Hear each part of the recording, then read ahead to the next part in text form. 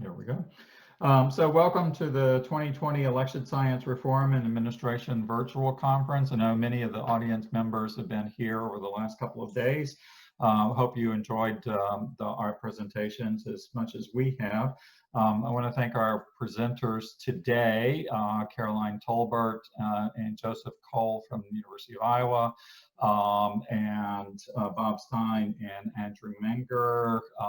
And Caroline's going to present another paper, and then Jan Leighley from American University and NSF will be our discussant. Thank the audience again for showing up. As an audience members, you can participate in two ways. You should see at the bottom of your screen a Q&A function. So if you have questions or comments that you would like to address to the paper presenters, that's probably the best way to do that. And then after Jan's comments and the authors have a chance to respond to Jan's comments, then I will moderate from that Q&A session, and so I'll read the questions as you wrote them, and then the presenters can respond there as well, but it's probably better if the presenters respond verbally. Then you can also use the chat function if you like. If you just have a quick comment that you want to make, and audience members are welcome to use the chat comment, but it's a little easier for me to moderate it through the Q&A. All audience members' videos and microphones are disabled, so please use the Q&A if you'd like to ask a question then. So let me start then. Let me show the audience the panel here. Oh, sorry, just a second, I got to share my screen.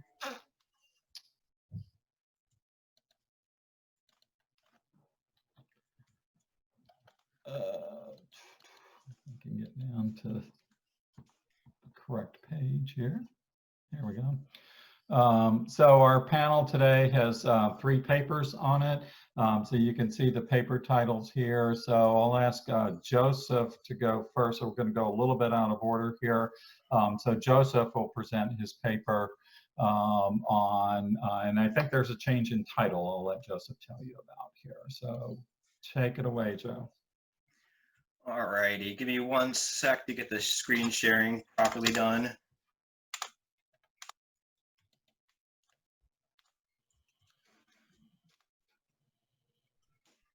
It says that I cannot share my screen. Sorry about that. Sorry about that. Every time we re-enter, then I have to change that, but you should be able to do it now. Thanks.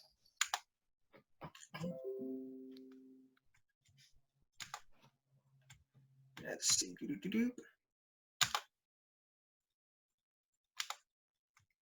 All right, so yeah, my name is Joseph Coll. I'm a 4th-year political science student, Department of Political Science, the University of Iowa. So being a 4th year, I feel like I should tell you all that not this fall, but the next fall, I'll be going to the job market. So if you see anything you like, you see anything you hear that you like, go ahead and give me any comments, questions, or job offers. My information is at the end of these slides.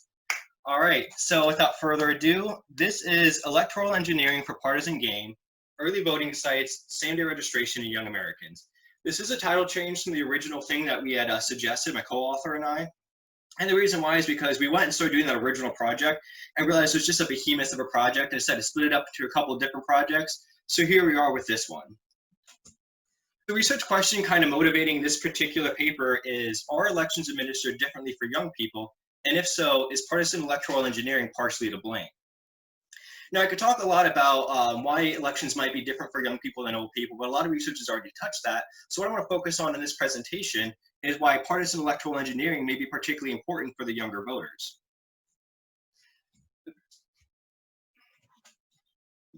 There we go. So why target young Americans? I argue there are 3 reasons why political parties might try to target young Americans with electoral engineering. First, they have increased electoral importance, and this is due in part because of their size and because of their participation. Young Americans, defined here as those less than 35, and we can discuss why that cutoff is used later.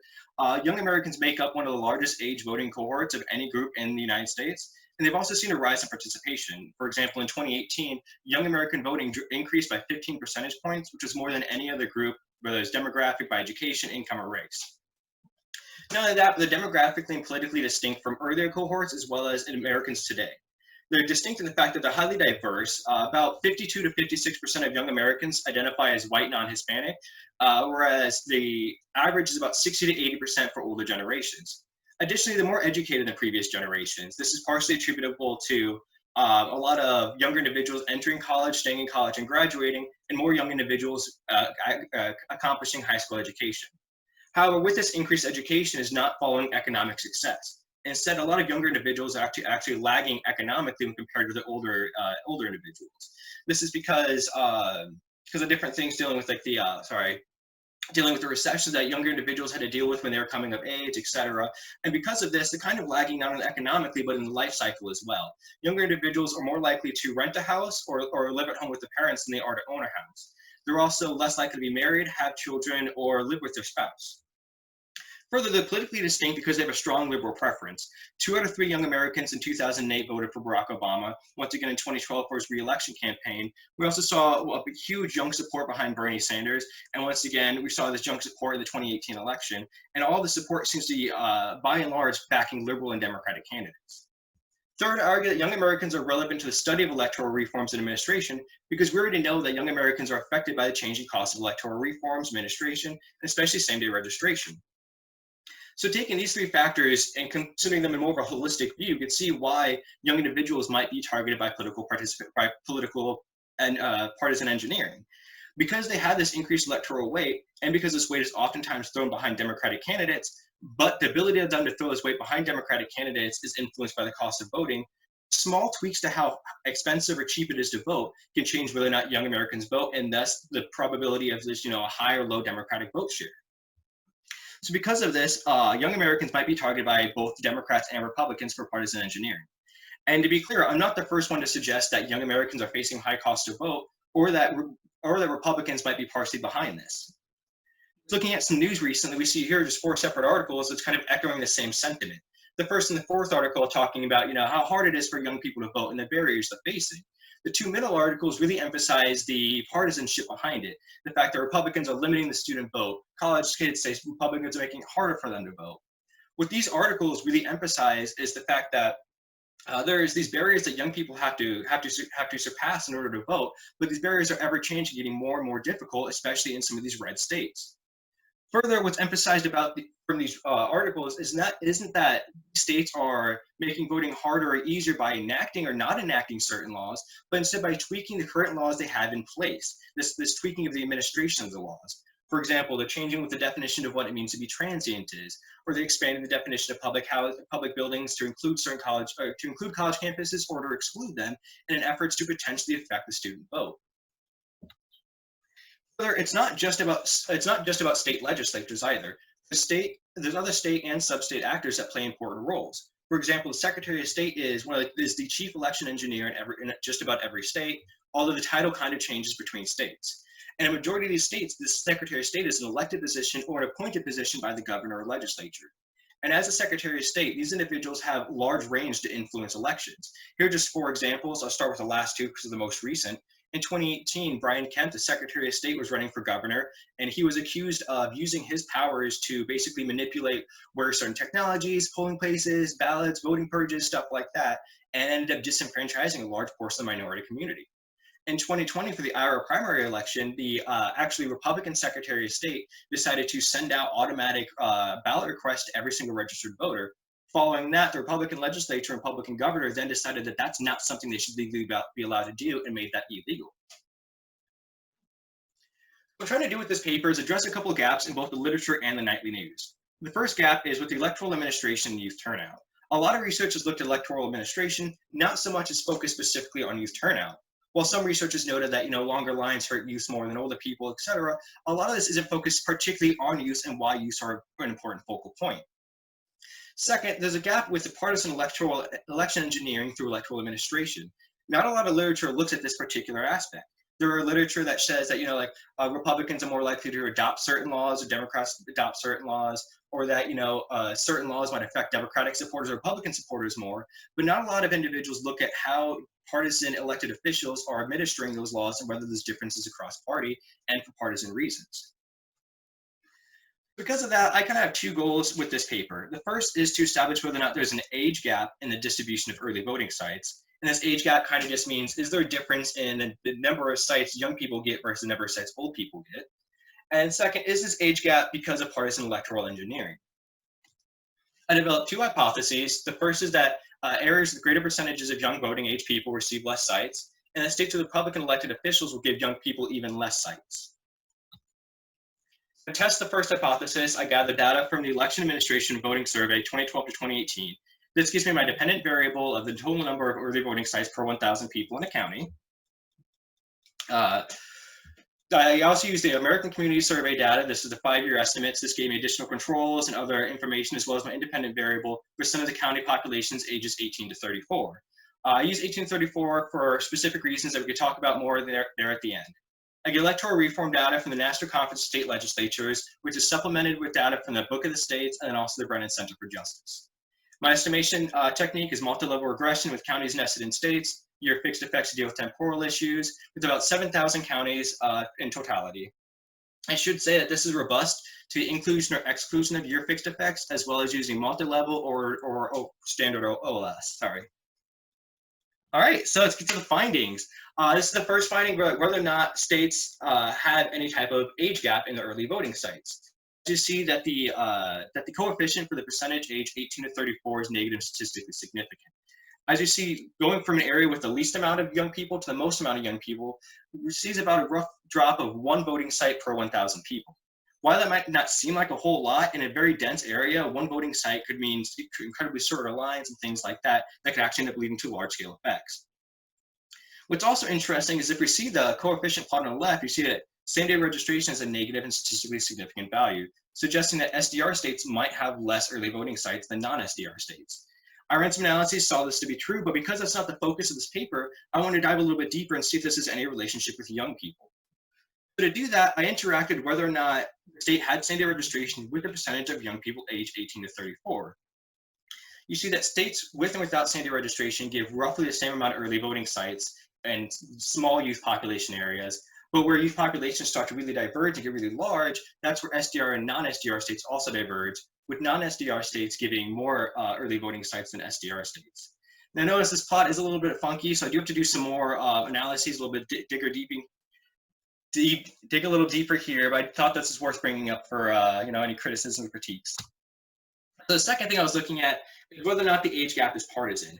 This, I did the same exact methods as I did for hypothesis 1, except I include an interaction between whether or not the Secretary of State is Republican and the percent of the county between 18 and 34.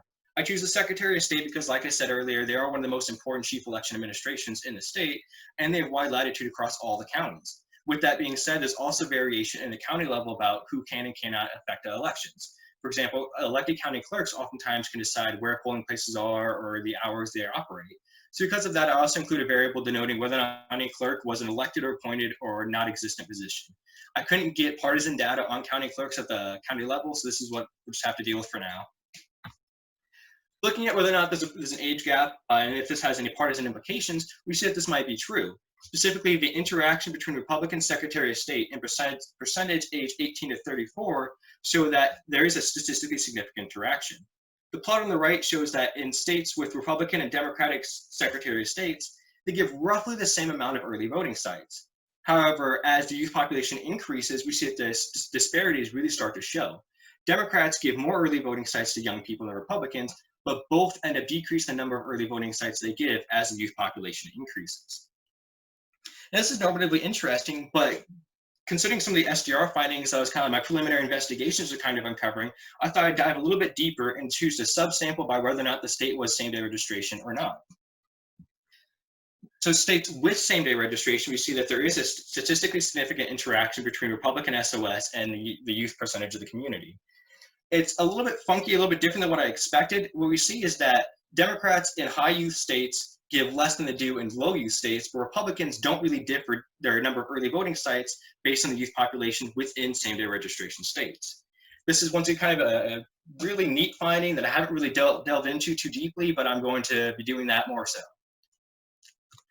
Last, I checked out states without same-day registration, and there was no statistically significant interaction, so there might not be a difference here, but once again, I think that these same-day registration subsampling models are really interesting. I'm going to dive deeper into those into the paper. Just as a quick summary of my findings, is there an age gap? I argue that yes, there is an age gap. Areas with more young people see less sites than areas with less young people, and this might be especially true in standard registration sites. Is this gap because of partisan electoral engineering? I argue it's at least partially because of it. Though both parties allocate less sites to young people, Republicans do so at lower rates than do Democrats, saying that in areas with more young people, Democrats give more sites than do Republicans. That's my presentation. I hope you guys liked it. If you have any questions, comments, or like I said, job offers, my information is right there, and I look forward to hearing from you. Great. Thank you so much, Joseph. That was terrific. I see Andrew Menger's name. I'm not sure if that's Andrew or Bob. That's me. We're still waiting on Bob's internet. If necessary, I can present for him. Okay. I wasn't planning on it, but Caroline, are you ready to go then? I'm ready. Okay, I'm gonna try. Go ahead. Take it away, Caroline. So, everybody see that? Yeah, we're good. Thanks. We're good? Okay, and so this is another Joseph paper. Joseph and I are going to do this. In fact, maybe since Joseph just presented, maybe I'll do more of this, and Joseph, you can come in at the end since they've already heard you. I like that. Yeah. Anyway, okay. So anyway, I see Barry Burden is in the audience, and we have he suggests that this might be a placebo test design. I think this is a little bit of a modified placebo test, but we can talk about that. And hold on. Okay, so research questions. We're interested in this phenomena of automatic voter registration, first adopted in 2016 in Oregon, but has rapidly spread across the states. I believe it's 19, or is it 18 right now that currently have it? We have to update that. The idea that if you interact with a government agency, specifically the DMV, you're automatically registered to vote. The idea of voter registration being opt-in, not opt-out, and really building on the motor voter laws that were first adopted in 1993. Our take here is to try to do 3 different things. Can we provide an empirical test of the effect of these new laws? Can we explore methodologically how to maybe create stronger research designs? And can we look at these issues of inequality in voting and which groups are affected to a different degree? So we're trying to do a few different things. And Jan, the reason why our paper is late to getting you is that we had it framed one way, and I'd like to frame the front a different way. So anyway. Okay, this is a real issue for people who have been studying state election laws, and there's been such movement and growth and innovative work, which is we are both blessed with this variation across the 50 states that gives us this leverage, and Jan's work uses extensive time series data, and Michael's work uses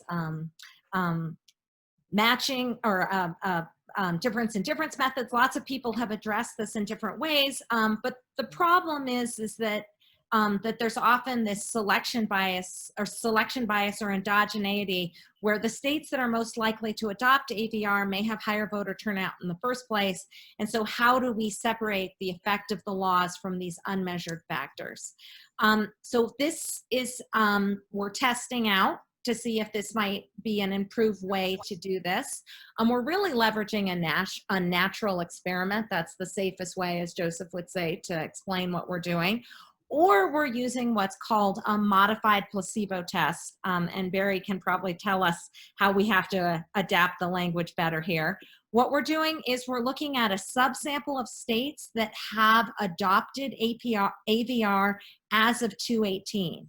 And we're comparing individual level voter turnout in the 2016 presidential elections in states that have adopted and implemented AVR as of 2016 and states that have adopted and implemented by 2018.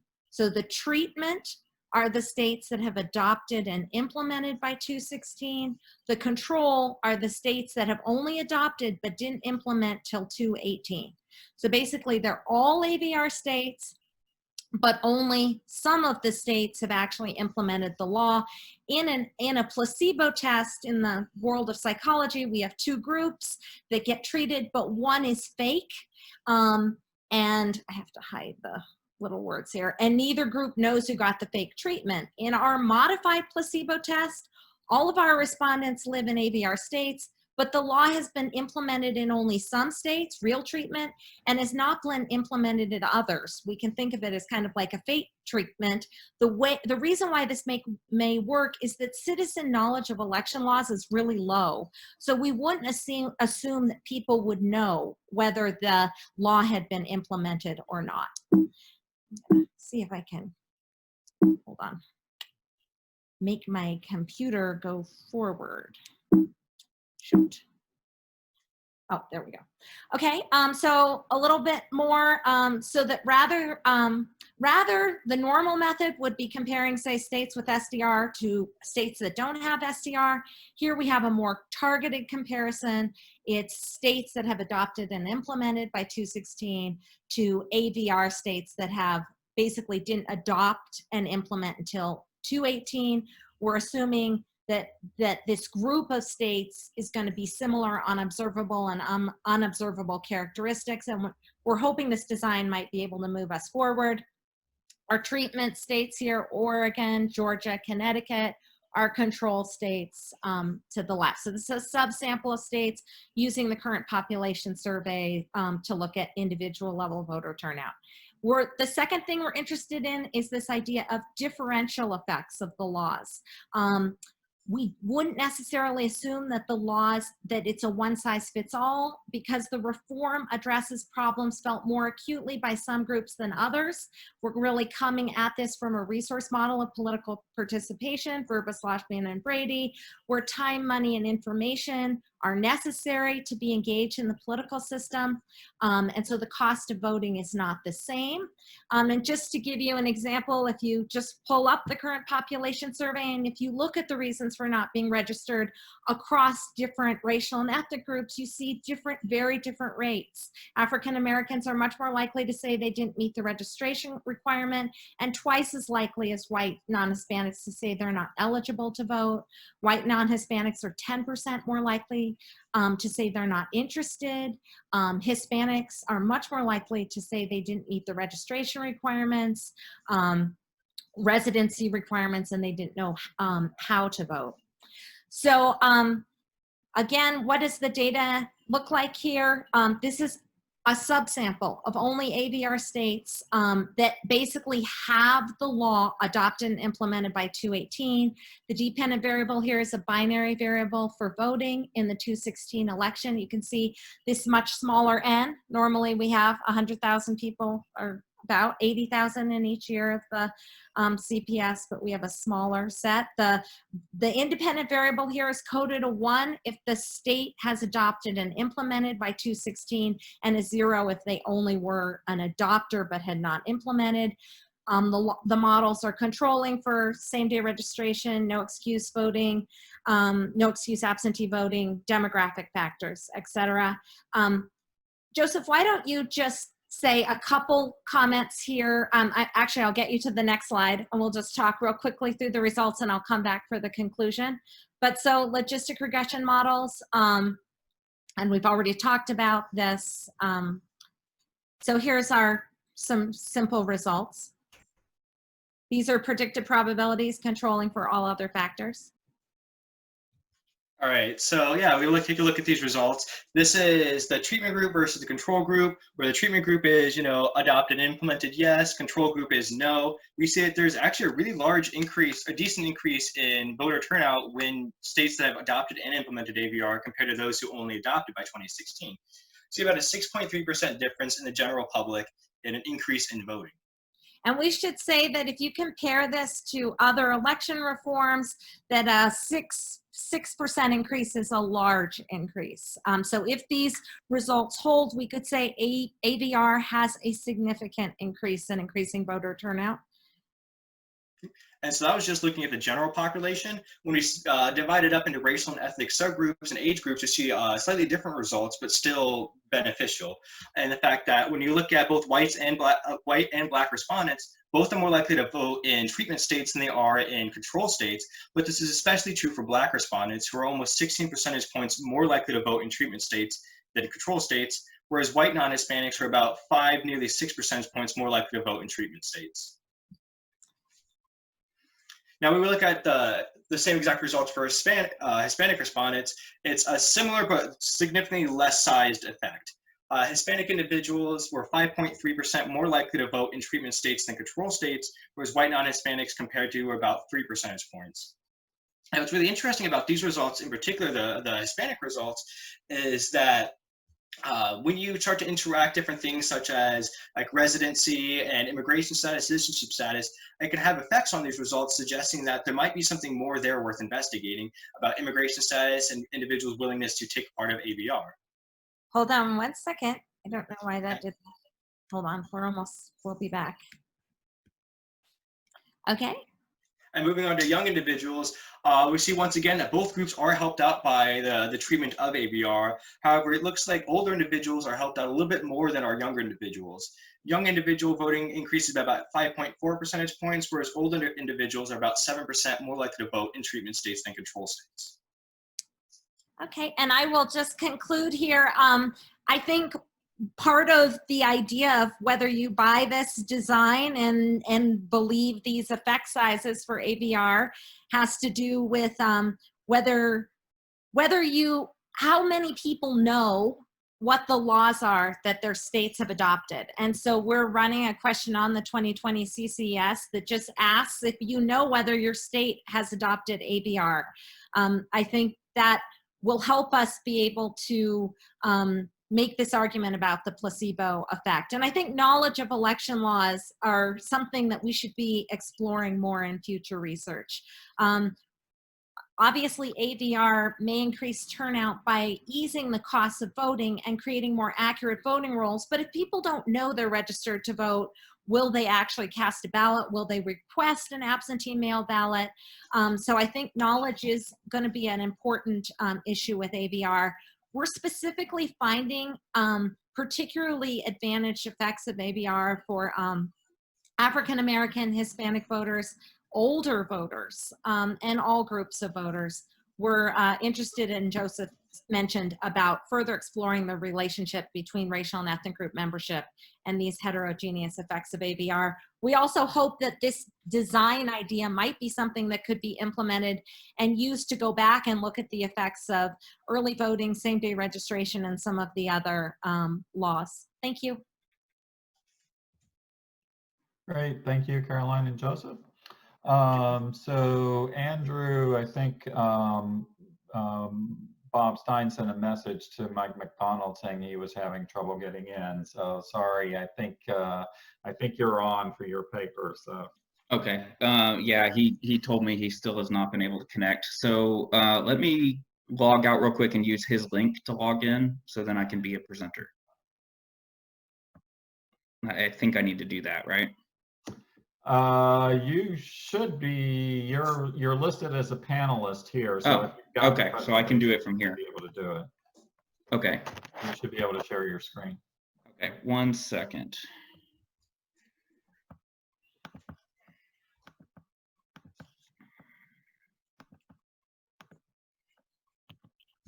Okay.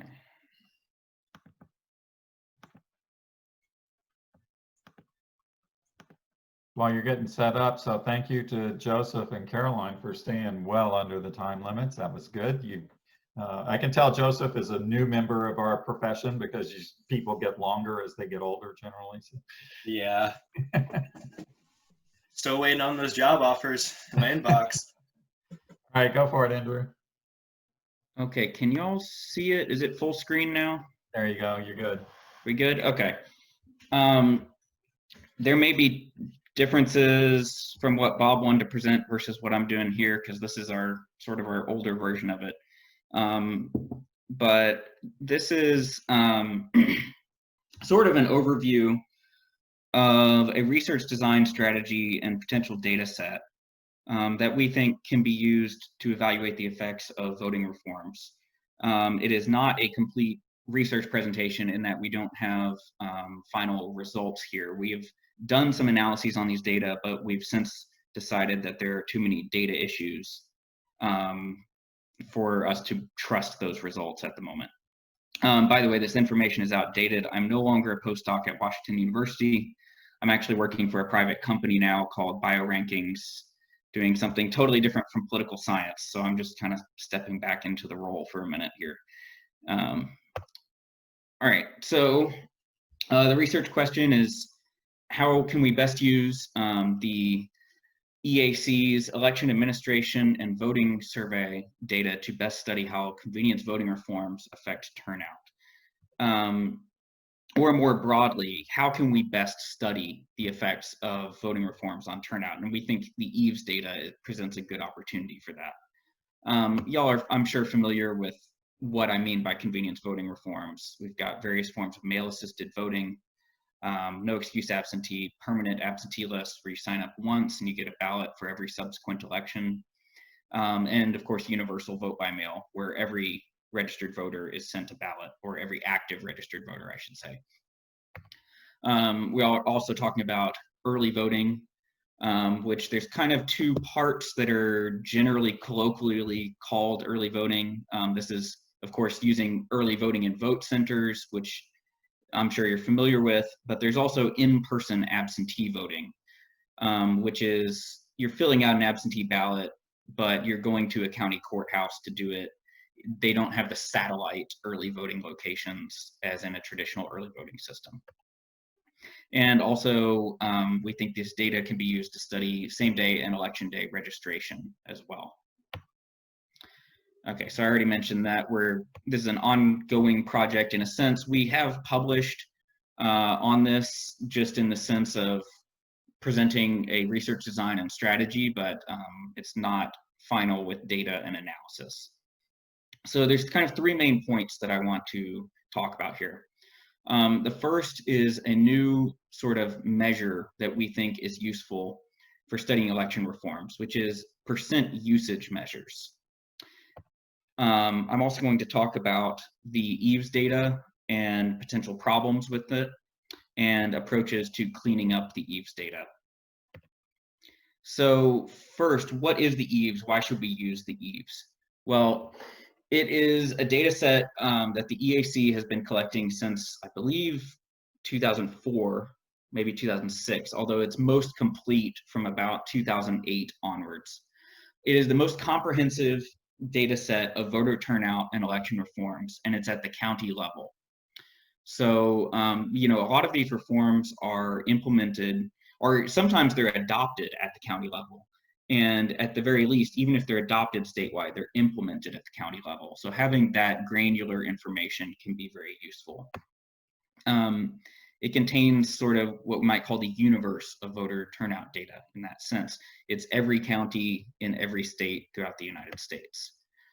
It also contains some detailed information on rates of usage for different voting measures like early voting and vote by mail that you may not be able to get from state voter files.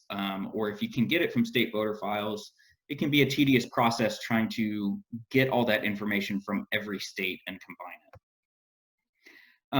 it. Since it goes back to about 2008 with the fairly complete data, we have historical data that covers a lot of reform adoptions. So this would include like the adoption of universal vote by mail in Colorado in 2013, for example, some of the adoptions of vote by mail in Washington, some other smaller changes.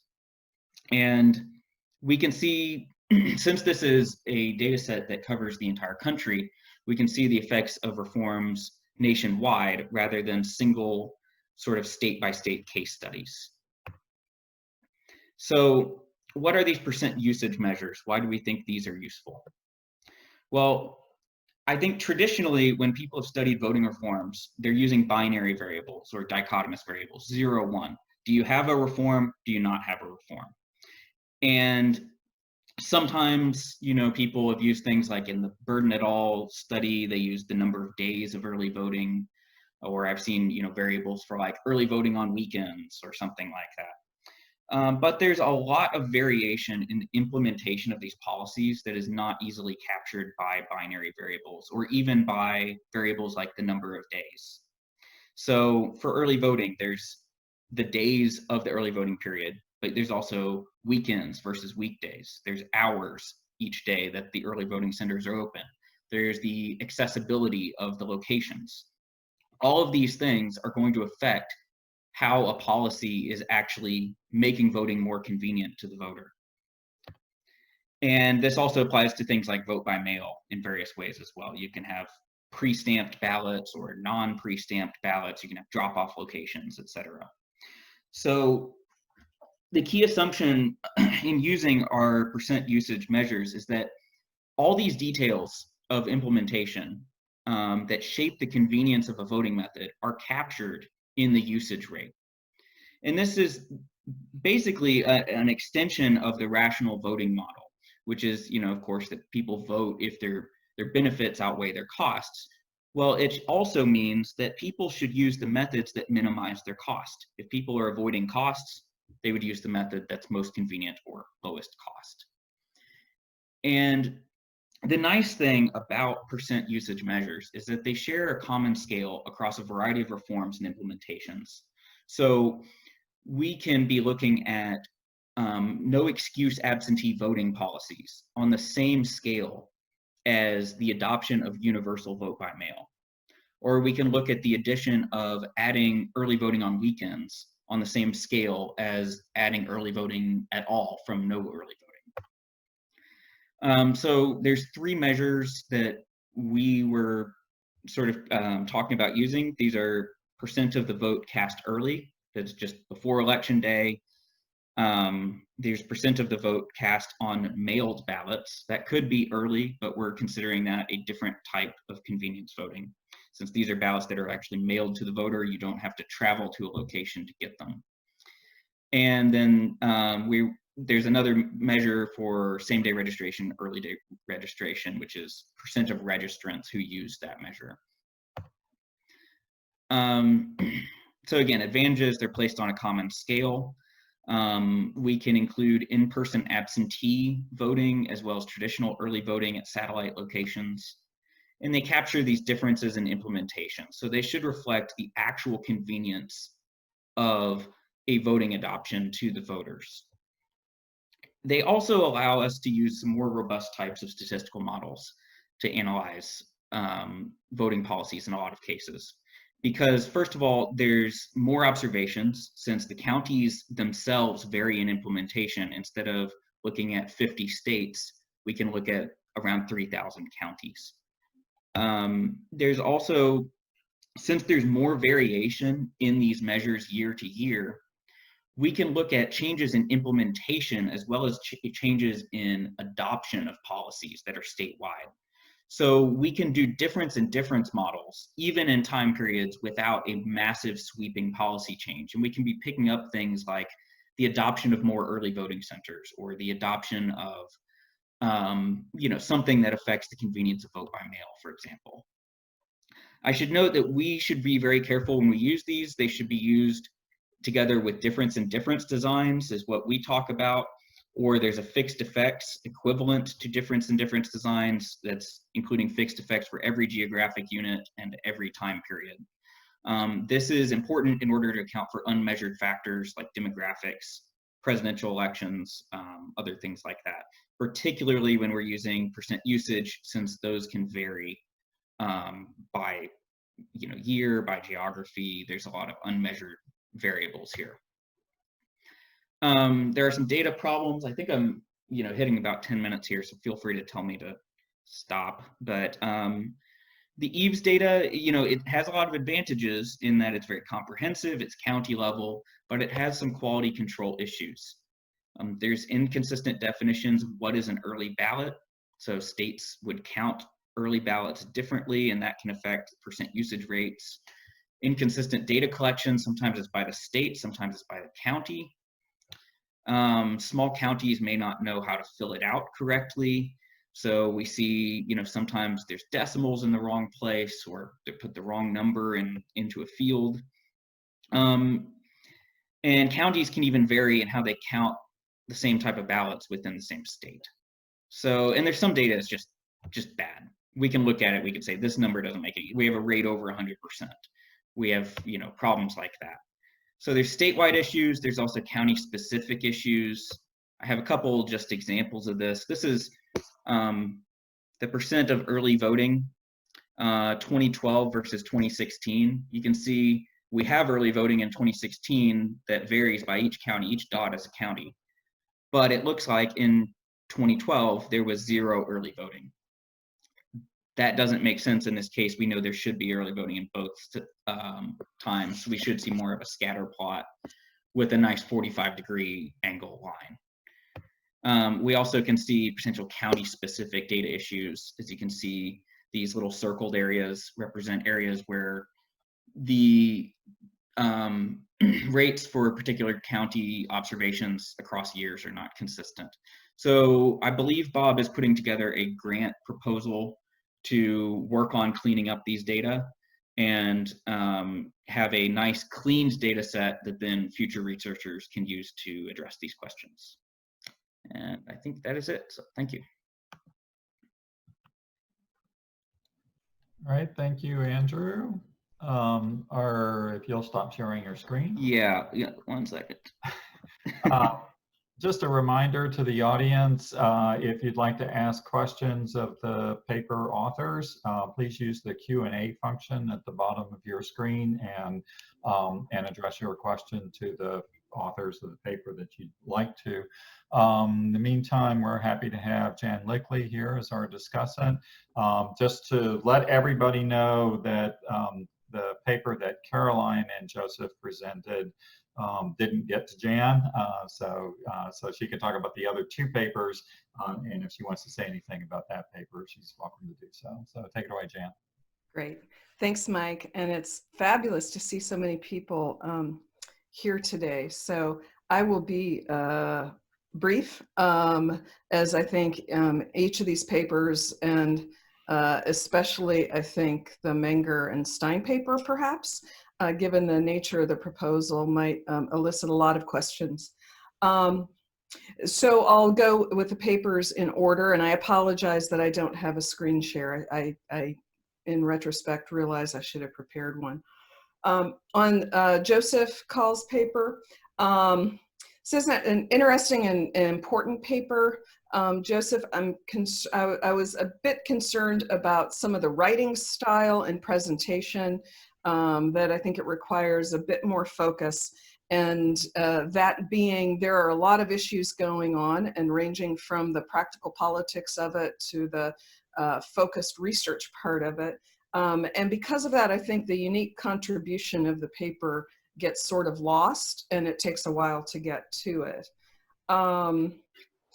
So more specific comments on the paper itself, things to consider as you revise it, is first, I wondered, anytime we're talking about a specific targeted effect on an age subgroup or a demographic subgroup, I want to see those comparisons relative to the other age groups and other distributions. And so one of the things I think it would be especially interesting to see would be to see even some of the graphs or the plots comparing this pattern associated with the age distribution in the county, state, in the unit, to compare that with what that pattern is for older individuals, right? You would think those, if the conventional wisdom that your analysis seems to suggest is that the Republican Party is perhaps less likely to use early voting, or simply far less likely to target youth, they might also, and I guess those are the 2 questions, they might be more likely to target seniors, but also in the use of early voting or not. So I think this reflects the complexity of the paper, that you have a lot going on, and stepping it out in a little more detail would be helpful. I questioned, another point that I questioned would be why secretaries of state? And it feels like there is a lot riding on the decisions of secretaries of states with the number of sites. And so more details about the extent to which legislation sometimes indicates number of sites or location strategies, but also, is it the partisanship of the Secretary of State, or does that have anything to do with the partisanship of the state legislature that passed the laws? So getting to any sort of self-selection kind endogeneity issues as well. It was not clear to me why you wanted to look at early voting as well as same-day registration. So again, stepping out and a little more carefully the justification for that and what we get by doing both of those.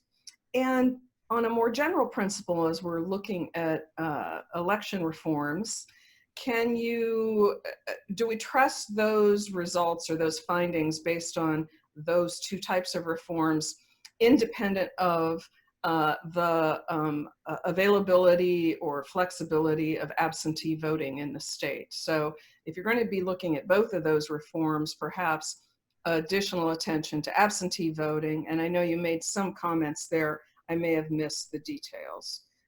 Finally, I think what might be useful in the paper as you revise it to send out would be some documentation, a specific documentation of the adoption or use of early voting by age, and to see what those numbers look like.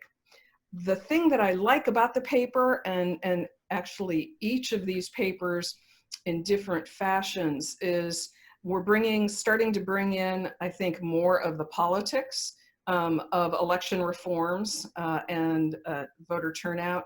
And so clearly the number of sites and the partisanship angle of the adoption of those sites is relevant.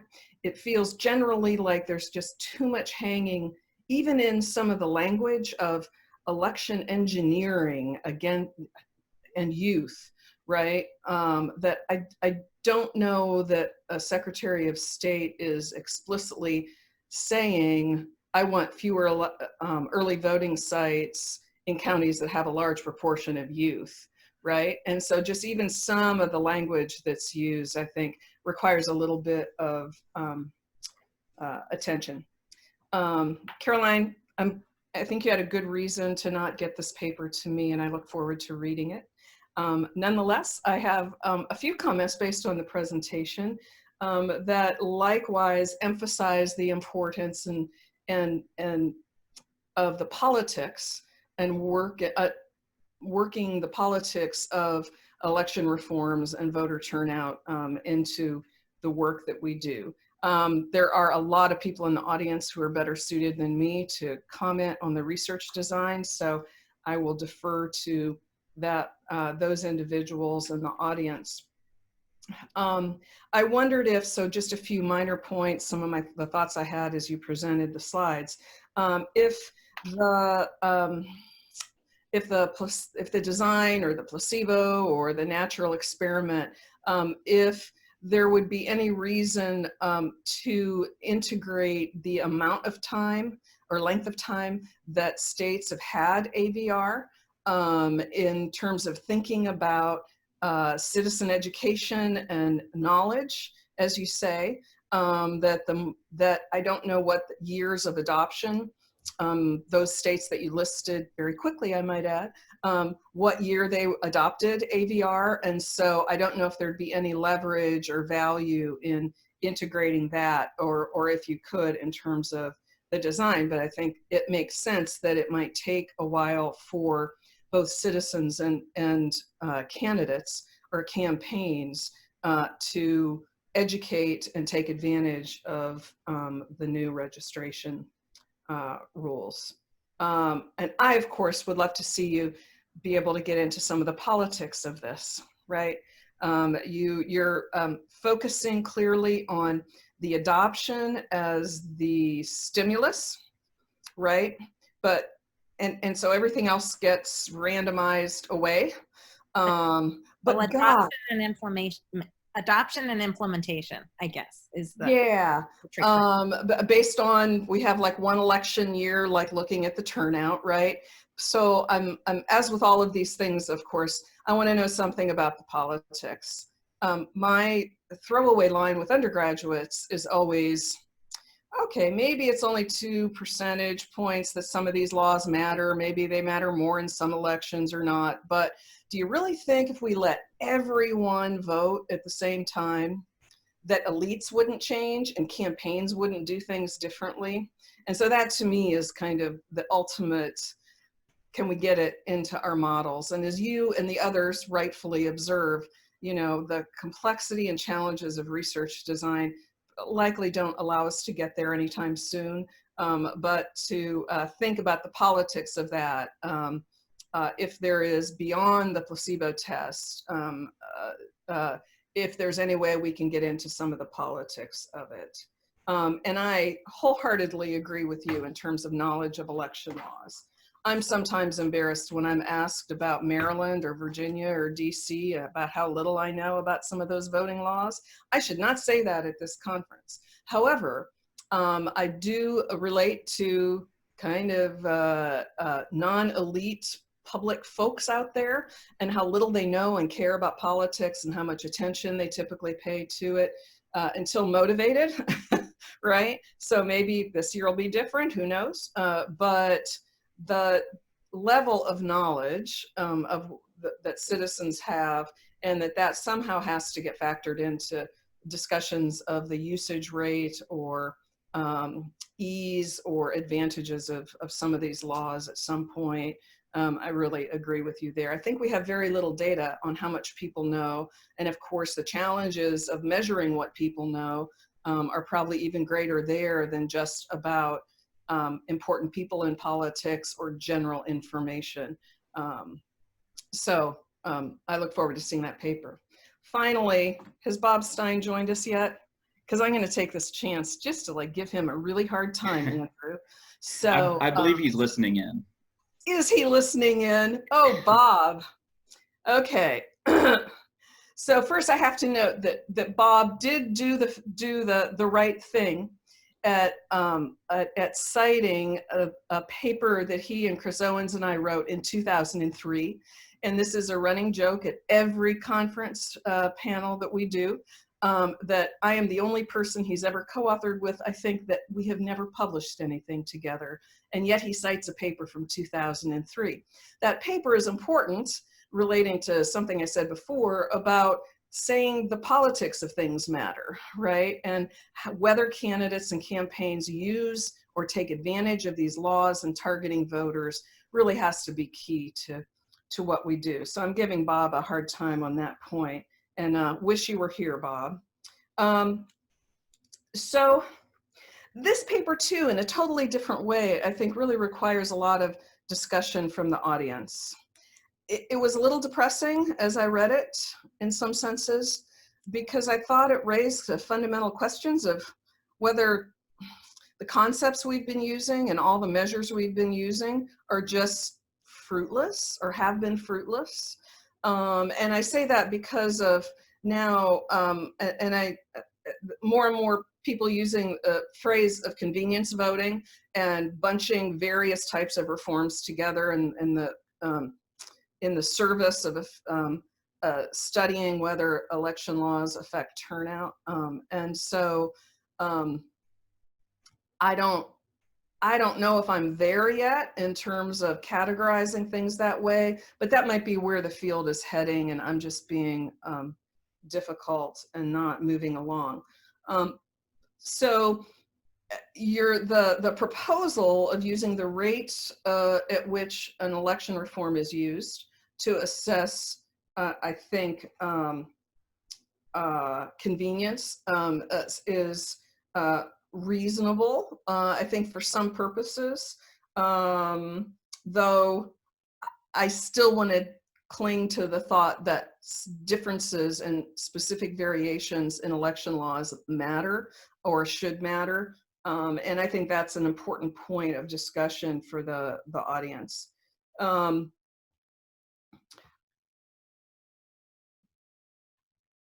So I guess the underscore on that is, I don't think even if we buy the measure of usage rate for convenience, I don't think studying convenience is the same thing as studying election laws. Whew, maybe that's a more focused way to begin a discussion. I'd also say, and I'll just circle back, giving Bob a hard time on this, that thinking about those usage rates have to fundamentally reflect whether candidates and campaigns are actually targeting and using it as part of campaign strategy.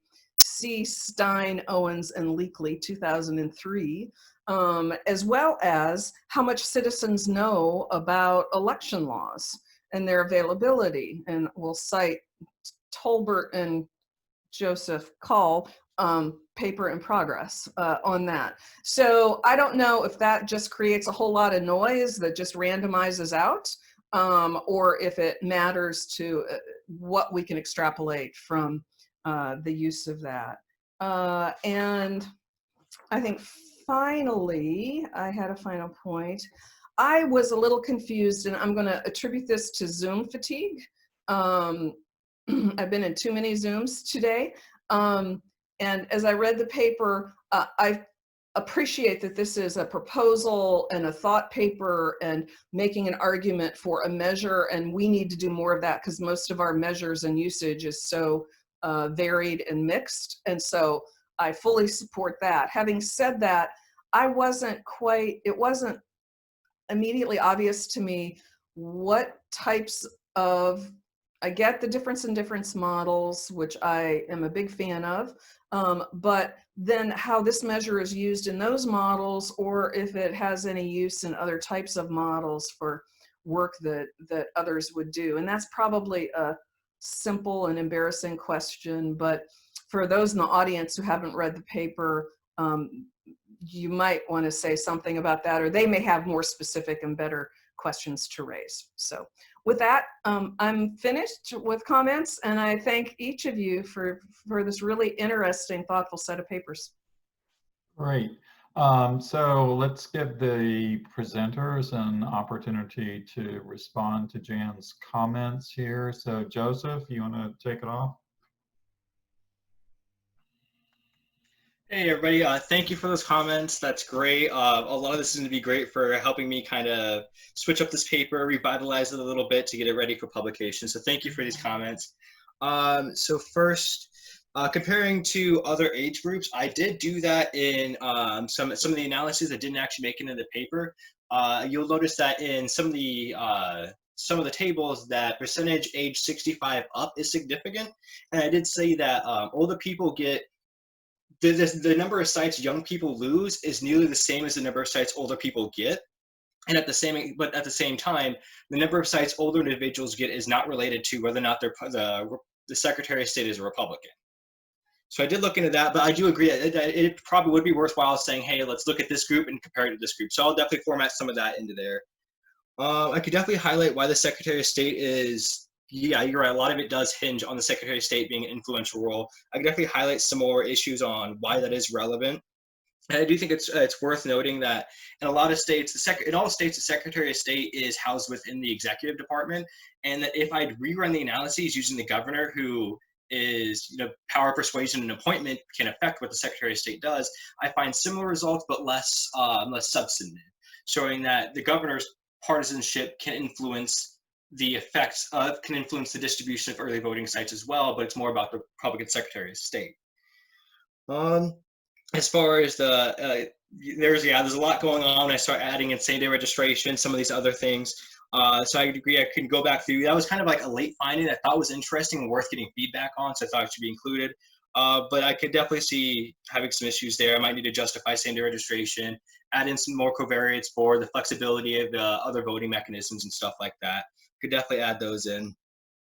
And then specific documentation of use of early voting by age. I do want to do that. What I'm trying to do right now is gather accurate data that I can get early voting by age. What I wanted to try to use was use the EVES data for that. But as Andrew pointed out earlier, there's some issues with the EVES data making it toward actually measuring voter turnout per se. So I've been looking at other sites that have DigiDo early voting, like I believe the CCS has a module on it, stuff like that. But I can definitely add that in. I thank you for the compliment of bringing in politics into the reforms. I think that's really important, and it's really fitting with, you know, this kind of political climate that we're in. So I thought that was interesting. So yeah, it's my answer to those. Does anybody else have any questions or? The CPS measures early voting and age, right? By state? I don't remember if they ask whether or not you voted early, but I can double check that. Yeah.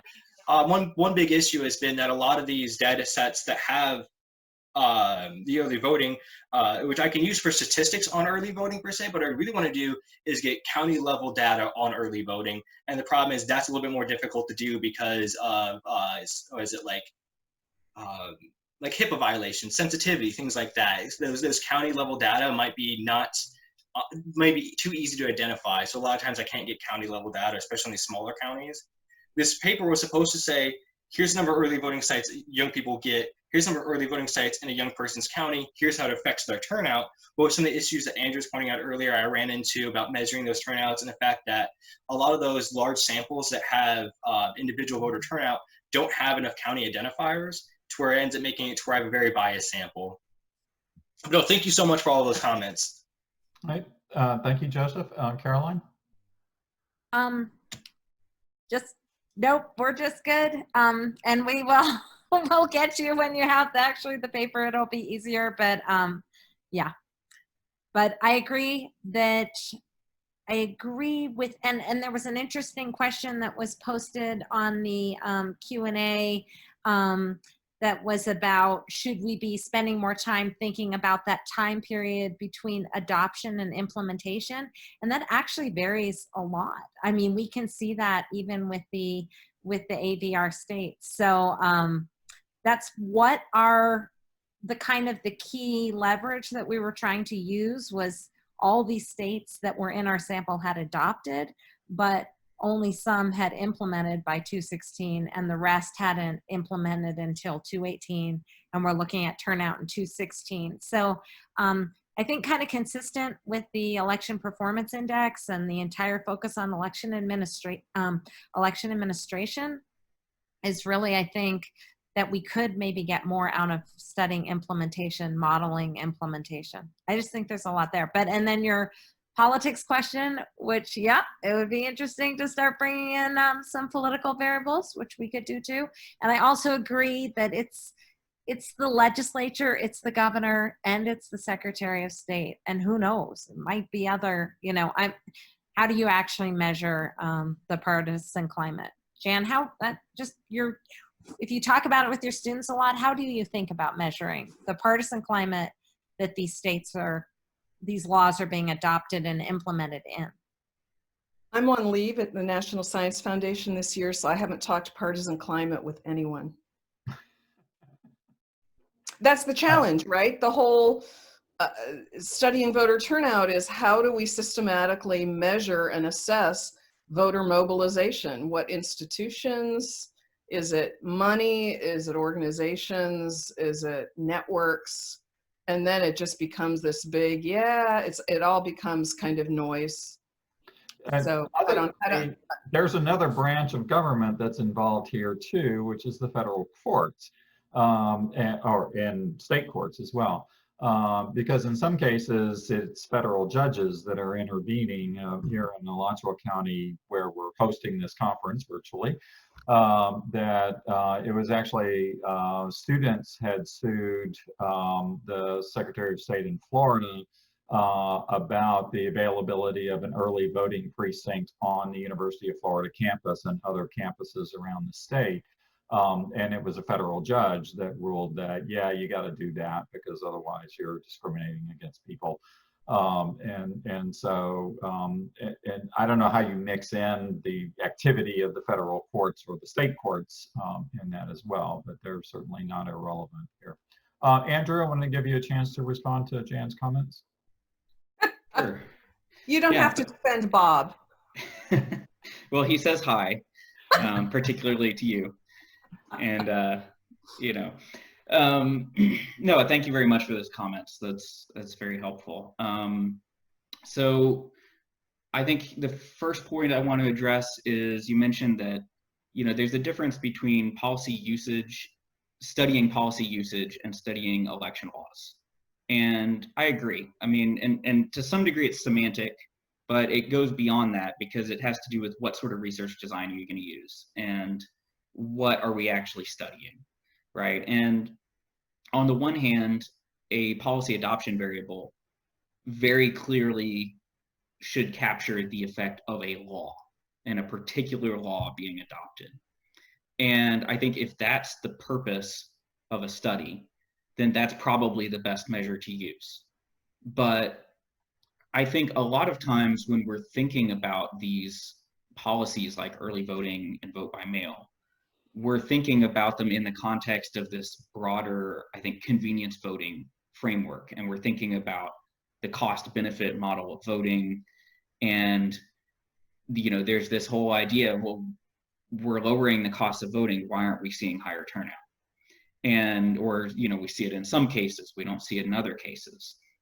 And so I think in the sense of if your question is, what is the effect of a specific law?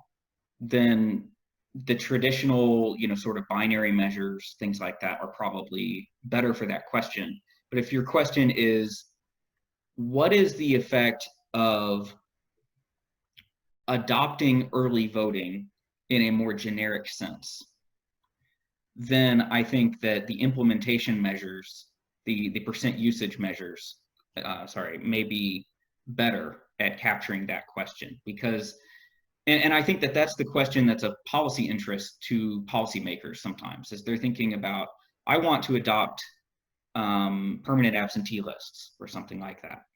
And the details are all things that they can figure out when they're crafting that law. But let's say they have a target rate, or they know in general, and this is partly what we can get from the EVES data is, okay, mail ballot rate should go up by 30% when you adopt permanent absentee lists, for example. I'm not sure that that's accurate, but I'm just saying, let's say that that's the case. Then you could use these percent usage measures with a turnout model and say, okay, we expect turnout will increase by, say, 2% if we can increase mail ballot rate by 30% or something like that. And then they can think about the details of crafting that law. So I guess it's a question of, are we interested in the effects of specific laws, or are we interested in the effects of what happens if we make voting more convenient? With the idea that, if you could, in an ideal world, make voting completely costless, how much would we actually see turnout go up? And we can also use these measures as dependent variables as well, where we can say, okay, we adopted a law. Now, how much did the percent usage rate for early voting go up? Or how much did the mail ballot rate go up? And that tells us something about how that law affected the convenience of that option to the voters.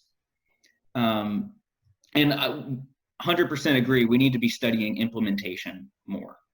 And I think that part of our idea of these measures is that they capture differences in implementation, but they are a summary, right? They are reducing all that information down to a usage rate. And really what we would like to see is more studies on the implementation. Okay, question about research Maybe design. you should consider reframing what you're doing in terms of measuring implementation, because I think it would sell better. I think as soon as I connected that to what we were saying before, I thought, oh yeah, that's what percentage using those laws are. Anyway, Yeah, and maybe we could frame it a little bit better. But that was our general idea, is that we're capturing not just the adoption of a law, but its implementation differences.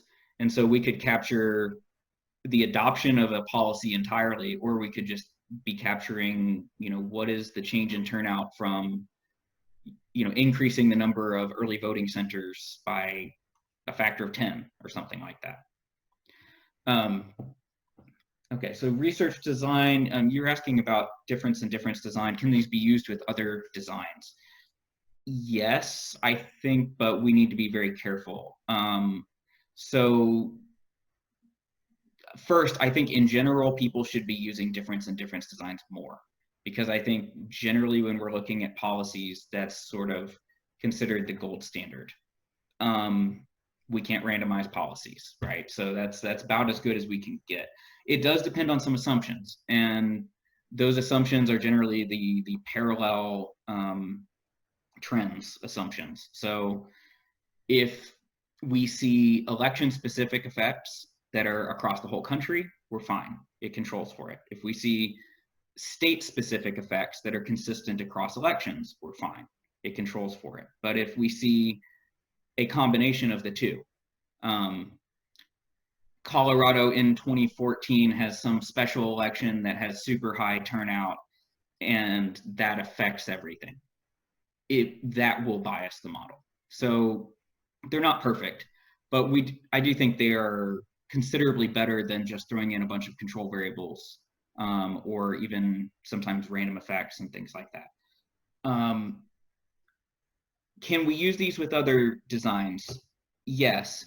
There is an additional concern, I think, with percent usage that you don't get with the binary policy adoption variables, which is there are things like demographics that can affect the percent usage of a policy that may not necessarily affect policy being adopted. So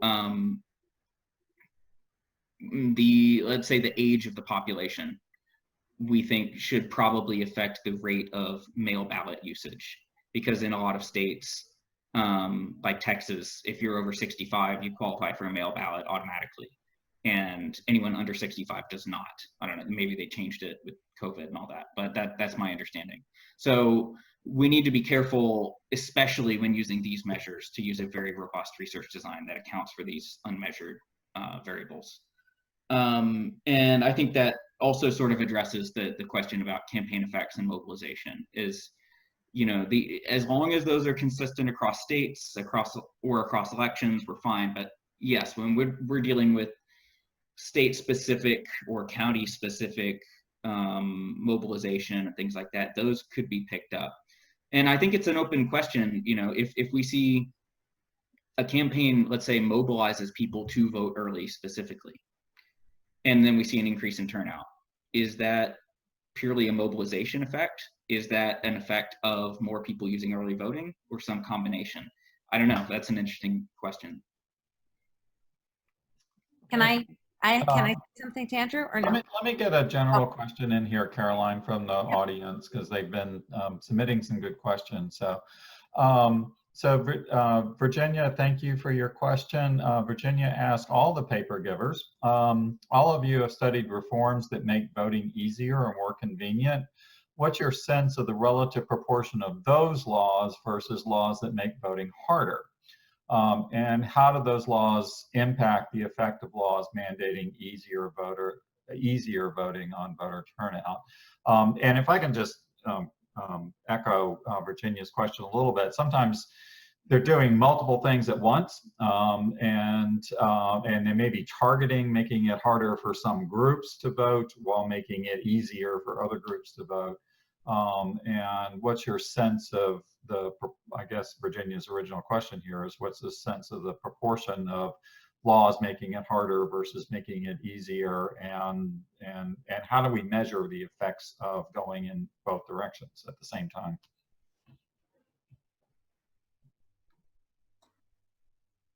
Anybody? So I guess I can butt in, being the graduate student here.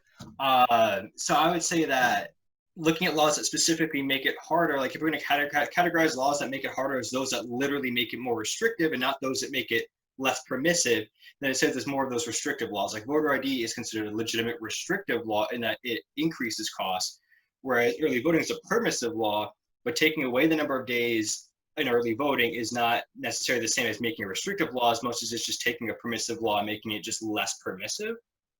So if we're looking at it from that kind of point of view, I would argue that there's more permissive convenience voting laws than there are restrictive laws, but that there seems to be almost like a revolution, but like a pattern in taking those permissive laws and making them less permissive, or editing how permissive they are across the state. That's my kind of take on what's going on right now. Like, you've seen states that decide to do away with a certain reform or registration, whatever it is, and within that state, some states enact early or same-day registration, others don't. Like, this is Heron and Smith have some papers over this in North Carolina, where you see these states taking their permissive laws and just making them less permissive, but maybe not necessarily adding on restrictive laws, although we have seen a lot of voter ID laws passed just recently. But so that's my take. I would agree with that. I think we need to think about things in the context in which they're situated. So, we can call a law restrictive when it reduces the number of days of early voting, but then you have other states that don't have early voting at all. So is that adding a restrictive law? No, I would agree with Joseph. That's actually just limiting the permissiveness of a current convenience law. And those are two sort of different things in my opinion. And I would just point out Barry Burden and colleagues' early work that was showing the overlapping effect of the laws, Jan's work showing the overlapping effect of the laws. And so this idea of trying to include both the permissive and restrictive laws together, how important that is to really flesh out that full context. There is this Covey index. I'm not sure if the authors are online here with us, but that is definitely in that range. I was going to just mention real quick to Andrew, following up on Jan's question, does your method work only with difference and difference? And I would say, seems to me that, if you look at Jan's work, it does a lot of time series over a long time period. Maybe you get as much leverage or more leverage from that than a difference and difference. And what about panel data, where you really have the same people with repeated observations? You can do a lot of things. You have a really interesting idea and a method, but I wouldn't only pair it with difference and difference. That's my. Oh yeah, I very much agree. If you had panel data with the same people over time, I mean, that would be a great data set to use these sorts of measures with. And yeah, time series over a long period of time, if as long as you can include the necessary control variables, then I would say that can be fine. I think the problem often comes in when we're dealing with really large data sets like EVES, for example. It's really hard to include all the necessary control variables. So that would be why we were recommending difference and difference, is when we're dealing with these like really large data sets. But absolutely, when you're dealing with like a specific state, if you get all the right control variables or a panel of people, yeah, it definitely could be used in those situations. Caroline and Joseph, Mara Sutman Lee asked a question to Jan's points about politics. Is it also worth thinking about the variation in voter outreach and education efforts by Secretary of States or local election officials when reforms are adopted, specifically efforts to inform citizens of any new law? Sounds like a whole great new, it could be a new book, it could be a new dissertation. Like, do we have good data on that? I know I don't, and I definitely think that, to the point of the question, that'd be something that'd be really worth considering. Like, just with the paper I was writing over early voting sites, looking at different Secretary of States, I've seen many occasions of them trying to do this. Like I said, Iowa in 2020, the Secretary of State gave everybody that was registered a mail-in ballot, or gave everybody the registration to get a mail-in ballot as long as they're a registered voter. And this was a decision they made on their own, and because of the whole COVID crisis. So I think that that's something to consider going forward. I just don't know how to do that right now. Mara asked another question about Caroline and Joseph's paper, that do you think researchers need to pay closer attention more generally to the time between adoption and implementation when examining reform effects? Now, that was key to your paper, right, in terms of the research design. But any comments on the literature in general on that? And again, I'm not sure that I've seen that much on measuring that time period. And it's interesting because they're really different. California took a long time to adopt AVR compared to Oregon, I think, from adoption to implementation. But then again, some states have adopted and we don't know when they're going to implement. That's one of the reasons why we turn to the Brennan Center data, because it was actually more detailed than the NCSL data on the implementation. So we were Joseph and I were sitting there with the NCSL data and the Brennan Center data, and we're like trying to figure out this implementation. It was like a puzzle, a jigsaw puzzle, and we only have 50 states. So, and this was just one law, not many. So anyway. So one of the quirks of our Zoom feature here is that the host and co-host can't ask questions in the Q&A thing. But Peter Licari has a question he wanted to ask. So go ahead, Peter. Awesome, thanks. Yeah, I just had a couple of questions about the first two papers with, because both of those were just, I mean, all of them were, but these two, there was just a couple of things that I had caught. On the first one, Joseph, I wanted to ask you if you've considered not just using, sorry, I'm just going to preface these. These are very wonky methods-based questions from the get, and I apologize for that. But Joseph, have you considered a couple of things? One, using cross-nested design with years, because it seems from the paper that you're using multiple years worth of data, and you have year fixed effects. But you also have like interactions where like some states and some counties are going to be different. Like the year fixed effects, right? Just assume that there's going to be some broad overarching effect of that year. When in reality, we know that in some years there's going to be an interaction with some states, and some years there's going to be with a different interaction with other states. States and counties are cross-nested within years. Mm-hmm. And so I was wondering if you thought about implementing that as that. And then just as a small kind of like practical statement, when you presented the slides, it seemed like you had a whole bunch of really, really precise null effects, which was really, really interesting because, as you mentioned, Elliot had found a couple of those things to be highly significant. And when I look back in the paper, I find that's like, oh no, those are significant. It's just they haven't been rescaled so that it just looks like that they're very, very close to zero. So just kind of as a practical point, I would suggest maybe rescaling them. And then on the second paper, I had also kind of a comment and kind of question. And for one, this is really, really, really brilliant. I think however you label it as placebo, or if you label it as natural experiment, right? Because when people try to do, comparison between states that don't have something and states that do have something, the obvious critique is, oh, well, there could just be something systematically different about these states, right? And this circumvents that in a very clever way by saying, oh no, these states have also implemented it. So whatever makes that, whatever would make that issue, it kind of goes around that here. But I guess besides just the one point about voter education, which you're absolutely right, that would be one issue with the interpretation of it from the causal perspective.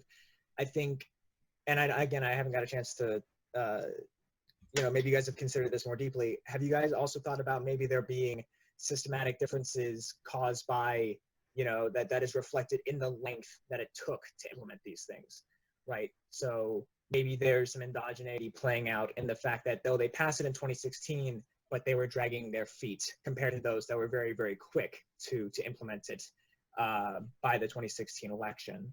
So I was wondering if you guys had considered that as a possible source of endogeneity and how you intended to tease that out. We could definitely include, like, it's not a very long time period because it's only 216 to 218, but we could maybe include like months to implementation just as a variable. So that's a good point though. So let me think about that. Thank you. Yeah, that's a really good point. And kind of on that, we have, I believe this paper had the election performance index in it, which is kind of a rating on how well the states can perform their elections. And that is, I would say, probably somewhat related to their abilities to implement and actually like administer their laws is probably the performance of it. So we do include that. But I do think taking your concerns seriously is that moving forward, maybe we should control for some of those things that might affect the implementation rate. Like maybe states with less income can't implement as fast as less resources or something like that. Although, Joseph, I don't even know if there was really that much difference. We'd have to even look if it was Mhm. more kind of a early and late, but the point is well taken, and Yeah. we'll go there. Thank you. In the chat, Cheryl Van Den Handel made the comment of studying these effects on different demographic groups would be important.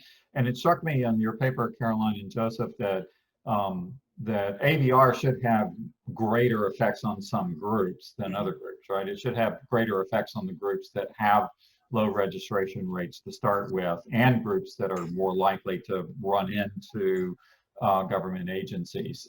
So young people getting driver's licenses and renewing them for the first time would be the obvious one. So I was wondering if you guys have looked at that yet and kind of parsed out your analysis by different demographic groups.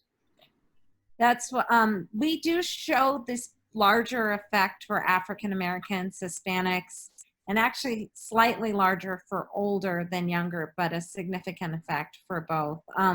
But I think another thing is that we'll have more time data. We'll have more data by 212. So the set can change. I think, and then you have more ability to start leveraging this. You'll have a larger sample of the subgroups because you'll have more states.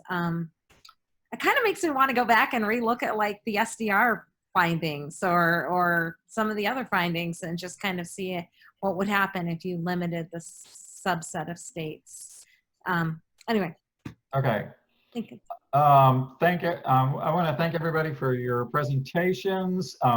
You had one of the best discussants in the discipline. You've got an NSF director and who's been an editor of major journals several times. So take the value of her comments seriously. And thank you all for your great presentations and attending the conference. I want to remind everybody in the audience here that Mike McDonald posted the link to begin our next panel, which will start at 2:45. So take a break and hit that link to go to the next panel, and we'll look forward to seeing you in a few minutes. Thank you, everybody. Great panel.